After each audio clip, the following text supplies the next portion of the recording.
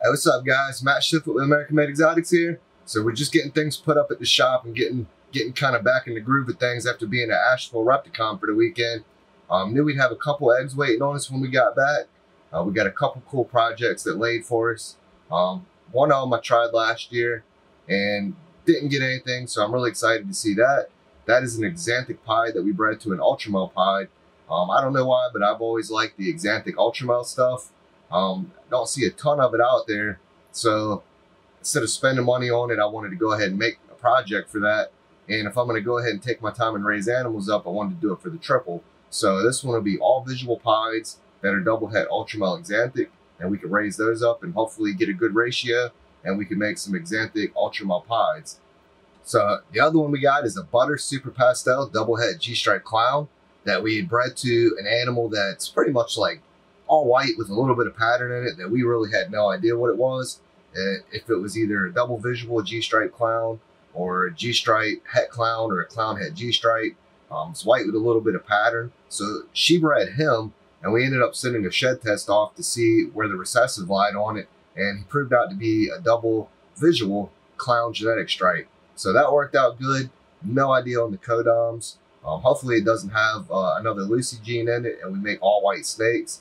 But at least everything's going to be 100% het G-stripe clown, and we could just shed test anything and figure out if it's a visual G-stripe clown, if it's an all white one. But he's got possible banana, pastel, Lucy genes, a few other genes, so we'll have to just figure that one out when we see the babies and hopefully break down the genetics a little bit. So then the other one we have is a pastel double het VPI Axanthic pied that we bred to an Axanthic pied 100% het hypo. So that one, our intention is really just hoping to hit some Axanthic pieds that we can shed test and get some girls that prove out het hypo. We've already got the male Axanthic pied het hypo, and we've already got adults for the triple hets, but I really wouldn't mind seeing some visual double hets to help increase our odds for the future. So crossing our fingers on that, hopefully a decent sized clutch. It's a smaller girl, but we'll have to see what we got. So let's go ahead and dig in here and start pulling these eggs.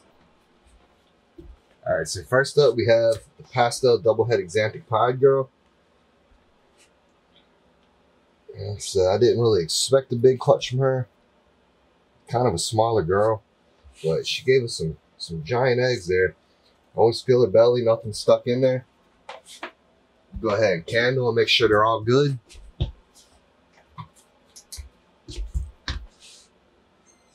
That's good. That's good. That's good. And that's good. So at least it's 4 big, strong, healthy eggs. So go ahead and box those up. So 4 eggs doesn't exactly give us the best odds here to hit what we're trying to hit, but at least we have a shot at it. Like I said, not a big girl, but she did still give us 4 opportunities to hit Axanthic pieds 100% het hypo. So we just got to cross our fingers and hopefully hit a girl or something that we can use to take the project forward. So we'll go ahead and get them on the shelf and start the countdown. All right, so this one right here, I saw this one when we were checking for eggs this morning. Got to be about the ugliest egg I've ever seen. But it looks like you can see the veins through the egg already without even candling it. So I'm gonna hit it again when we hit the light. If this got veins, we'll give it a shot to get. Like I said, I've seen pretty babies hatch from ugly eggs. It wouldn't be the first time. We'll go ahead and mark them. And I'm gonna get them out the way in case she flicks them when I pull her.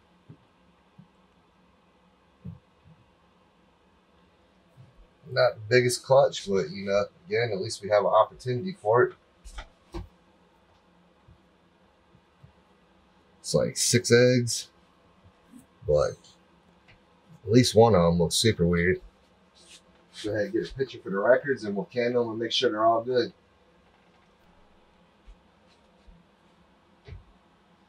So yeah, it's got veins in it.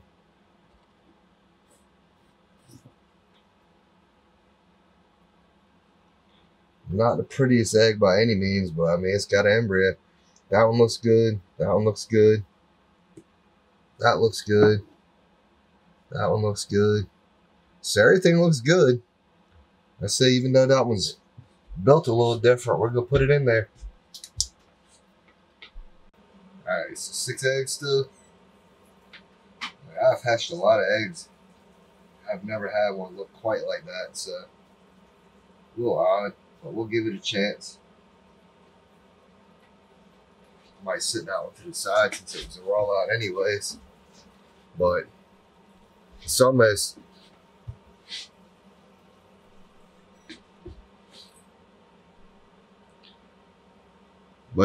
built like a slug on half of it and then dripped over like a normal egg. I've had them before where like half of it looked like a slug and half looked good, but this one's definitely interesting looking. Maybe that'll be the coolest baby in the bunch. So we'll go ahead and get this one in there and cross our fingers that we'll see some double visual G-stripe clowns. All right, so here's the sire here. Like I said, just pretty much a white snake. It's got the pattern on it. You can see very faint dorsal pattern. I wouldn't have been 100% quite what he was, but luckily I got the shed test back really quickly from RGI, like after maybe a week or so of sending him the shed, and knowing that he was a visual G-stripe clown, it kind of let me change my game plan a little bit and breed him a little more heavy than what I would have.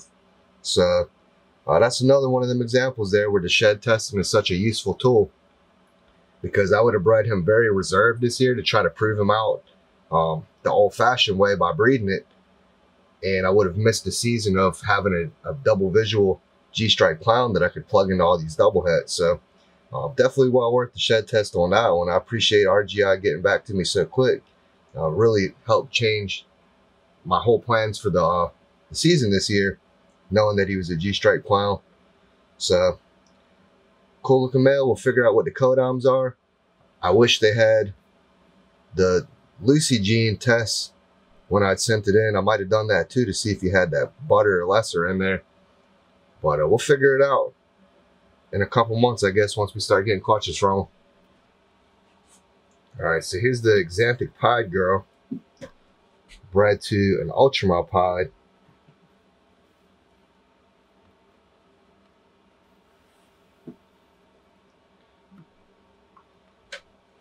A small girl, but she still gave us 6 eggs too. So I've seen people hit Axanthic ultramels and have them on Morph Market, and I think it's a cool looking animal. I've always liked the lavender snows too. The ultramel Axanthic had a little more color on it, but I think it'll look cool in pied. So that's a project we kind of want to hold on to and work towards. So let's candle and make sure they're all good, and then we cross our fingers to hit a good sex ratio and not hit all males in it or all females.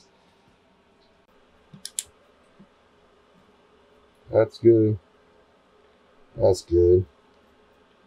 That's good. That's good. That's good. And that's good. Cool. So now we just gotta cross our fingers and hope we get the odds in our favor. Alright, 6 eggs. Not bad. Everything's gonna be visual pied.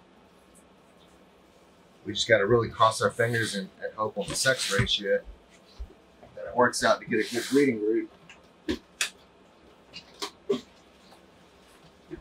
We definitely got beat up on sex ratio odds before in past little projects like this. So if we could at least get a pair or a trio, even better, I'd be happy with it. But these kind of things will humble you quickly. At the end of the day, all we can do is pull the lever and just hope the genes and the sexes line up kind of how we want them to, or hope for them to. Let's go ahead and get them in the incubator and we'll start the clock and cross our fingers and wait. All right, so that's 3 more clutches on the shelf. That puts us at shelving clutch number 27, and that's 213 eggs for the year so far on small pythons. So things are really starting to pick up here. We got this wall almost done, and then we'll start working on the other one. Again, that's 3 clutches I'm looking forward to. Cross our fingers we get good odds and get the animals we want for holdbacks and stuff. But I appreciate y'all watching, and until the next one.